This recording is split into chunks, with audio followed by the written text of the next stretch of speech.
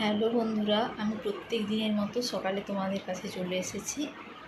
আর এই রুমটার কাজ হয়ে গেছে। তোমরা তো সবাই জানো যে বাড়ির মেয়েদের সব দিনই একই ধরনের কাজ থাকে।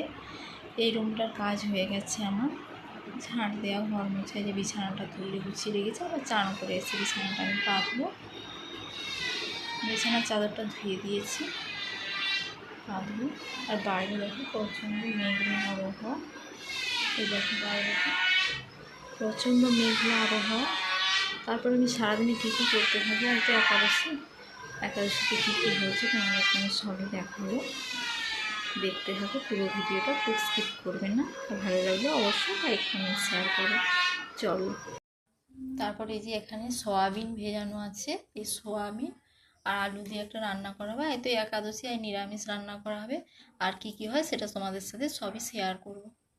তারপর চলে এসেছি তার মানে একেবারে স্নান করে তোমাদের সামনে চলে এসেছি। আর বাইরে প্রচুর মেঘলা ওয়েদার, বলেইছিলাম একটু আগে ঝিমঝিম করে বৃষ্টি হচ্ছিলো।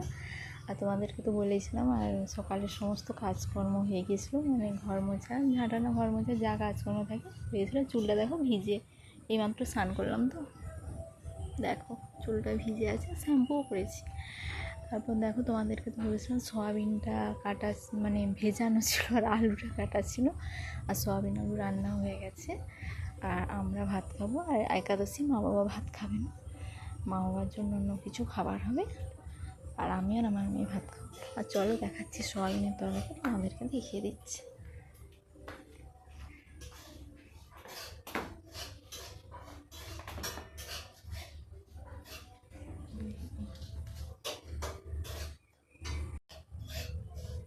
তারপর দেখো এখানে যে সয়াবিন আলু একটা রান্না করা হয়েছে, খুব সুন্দর দেখাচ্ছে না তরকারিটা, খুব ভালো লাগছে। এটা রান্না করা হয়েছে। আর এই যে এখানে পোস্ত ভাজা আছে আর আলু মাখা আছে, এটা দিয়ে আমরা ভাত খাবো। আর মা তাদের জন্য দেখো সুজি রান্না করছে, একাদশী তো ওনারা ভাত খাবেন না। দেখো সুজি রান্না হচ্ছে, ওটাই খাবেন। এবার আমরা ভাত খাবো। চলো বন্ধুরা খেয়ে নিই, তারপর দেখা হবে আবার পরের ভিডিওতে।